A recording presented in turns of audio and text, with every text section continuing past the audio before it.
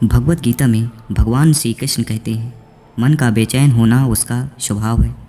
हमारे मन को लगता है कि अगर वह अलग अलग बातों के बारे में सोचता रहेगा तो हमें आने वाली हर मुश्किल और मुसीबत से बचा लेगा, पर ऐसा होता नहीं है। हम अपने जीवन का काफ़ी अधिक समय सोच विचार करके परेशान होने में निकाल देते हैं। भगवान श्री कृष्ण कहते हैं कि मन का यह स्वभाव बदलना मुश्किल ज़रूर है, असंभव नहीं। अच्छा, अब आप एक बात बताइए, क्या आप कौवे को कह सकते हैं कि वो काँव काँव की आवाज़ ना करे? या फिर क्या आप किसी मेढक को कह सकते हैं वह पानी देखते ही ऊंची छलांग ना मारे? हमारे मन का भी ऐसा कुछ जीवन में कुछ भी होता है, अच्छा या बुरा, हमारा मन उस पर काँव काँव करने लगता है। काँव काँव से मतलब होता है चिंता करना, व्याकुल होना। कोई बुरी बात होती भी नहीं है और मन परेशानी की ऊंची ऊंची लपटें लेने लगता है। कभी कभी तो मुझे ऐसा लगता है कि हम में से कई लोग सिर्फ परेशान होने के लिए जीते हैं। सारी परेशानी, पीड़ा, दुविधा अक्सर हमारी मन की बनाई हुई कहानियाँ होती हैं। श्री कृष्ण कहते हैं, मन को शांत करने के केवल दो ही उपाय हैं। पहला, या तो मन लगाकर ध्यान लगाइए। दूसरा, या आप वैराग्य भाव सीखिए।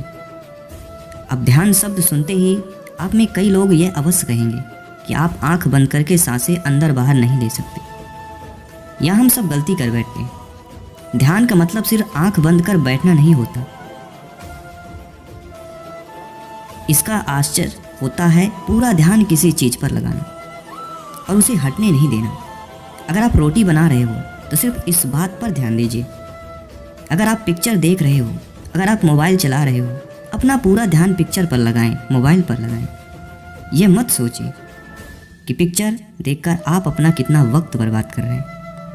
जब आप जीवन के हर छोटे बड़े काम को पूरे ध्यान से करते हैं तो आपका जीवन ही एक मोटिवेशन बन जाता है। ऐसे जीवन में शांति, स्थिरता, साहस और सफलता का होना अनिवार्य होता है। दूसरा उपाय वैराग्य है। वैराग्य का अर्थ यह नहीं है कि आप सब कुछ छोड़कर जंगल में जाकर बैठ जाएं। वैराग्य का सच्चा अर्थ है कि आप जो काम कर रहे हैं उसका क्या नतीजा या रिजल्ट निकलेगा, उसकी चिंता ना कीजिए। जैसे अगर आपने कोई इंटरव्यू दिया है, आप यह कर सकते हैं, पूरे मन से तैयारी करें और अपना बेस्ट देने की कोशिश कर जाएं। वह नौकरी मिलना या न मिलना आपके हाथ में नहीं है। इस नतीजे के पीछे अलग अलग चीज़ें होती हैं जो आपके बिल्कुल कंट्रोल में नहीं होती। तो जिस चीज़ के बारे में आप कुछ कर नहीं सकते हैं उसके बारे में चिंता भी ना कीजिए। यही वैराग्य का सच्चा मतलब होता है और यही भगवान श्री कृष्ण दूसरा उपाय बताते हैं, मन को चिंता की लपटों से बचाने के लिए।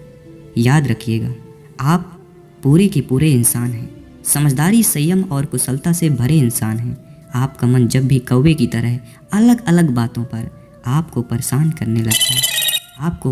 करने लग जाए, तब अपने मन को भी प्यार से समझाइए और शांत कर लीजिएगा। बस अपने ऊपर विश्वास रखिए कि आप कभी अपना बुरा नहीं होने देंगे। श्री कृष्ण कहते हैं, अच्छा कर्म करने में ध्यान रखो, फल की चिंता मत कीजिए। समस्त जीवों की एकता को समझो, तभी तुम स्वयं को पूर्ण मान सकोगे। जो शांति मन से आती है वही असली शांति होती है। जीवन का मकसद सिर्फ जीना नहीं होता, बल्कि अपने और दूसरों के लिए भागीदारी करना होता है।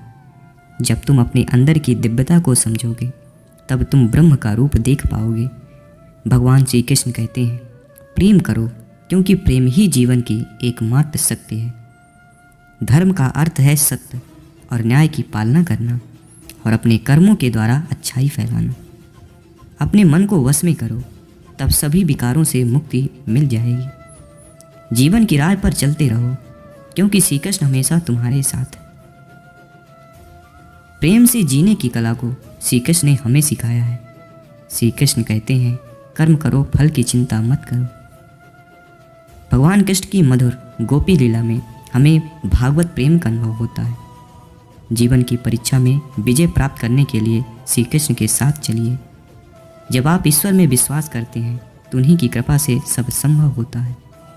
जीवन की मुश्किलें सिर्फ एक परीक्षा है और श्री कृष्ण हमेशा साथ होते हैं उन्हें पार करने के लिए। अगर तुम ईमानदारी से अपने कर्तव्य का पालन करोगे तो अंत में तुम्हारी विजय होगी। जो अधर्म के लिए खड़ा होता है उसे सत्य का सहारा मिलता है। जब तुम अपनी कर्तव्य पर ध्यान केंद्रित करोगे तो तुम्हारा रास्ता स्पष्ट हो जाएगा। भक्ति का मार्ग सीधा होता है जो मुझे पास ले जाता है। आपसी प्रेम और सहानुभूति से युक्त होकर आप दिव्यता को प्राप्त कर सकते हैं। जीवन का असली उद्देश्य अंतरंग शांति का अनुभव करना है। संघर्ष और परिश्रम के माध्यम से ही सफलता प्राप्त की जा सकती है।